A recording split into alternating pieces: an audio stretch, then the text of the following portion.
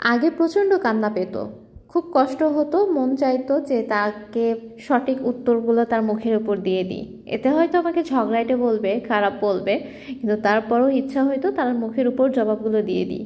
কিন্তু বর্তমান এখন আর ইচ্ছা হয় না। এখন মানিয়ে নিয়েছি। এখন আর এসব শুনলে কোনো কষ্টই হয় না। আসসালামু আলাইকুম, ওয়েলকাম টু মাই চ্যানেল নকশিবাহার। আজকে ছোট্ট একটা ক্রাফটিং বা পেইন্টিং করতে করতে আপনাদের সাথে একটা মনের কষ্ট খুলে বলবো। আচ্ছা, আপনি শুকনা কি মোটা এটা কি আপনার হাতে? আপনি ফর্সা কি কালো এটাও কি আপনার হাতে? চেহারা, ছবি এগুলো সবই তো আল্লাহর দান। তাহলে এগুলো নিয়ে আপনি কেন কথা বলেন? কেন আপনি বলতে যান? আমরা এই সিম্পল জিনিসগুলো কেন বুঝি না? কেন না নিজের অজান্তেই অপরপক্ষের মানুষরা কি কষ্ট দিয়ে ফেলেন?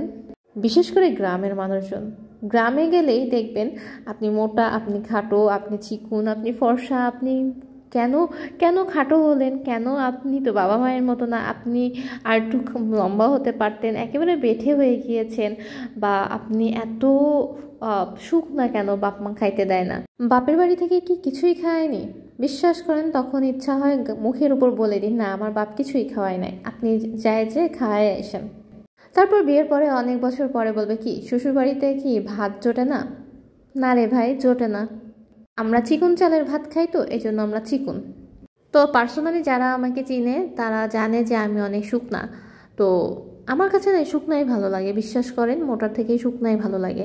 তো আগে যখন মানুষজন এই শুকনা নিয়ে বেশি কথা বলতো যে ফু দিলে উড়ে যাবে, কিচ্ছু খায় না, তো আগে খুব কষ্ট হইতো, কিন্তু বর্তমানে আমার এগুলো গায়ে লাগে না। তো আজকেও সকালবেলা হঠাৎ করে একজন বলতেছিল যে বিপাশা সে আগের মতোই থেকে গেল, কি মোটা টোটা কি হবা না?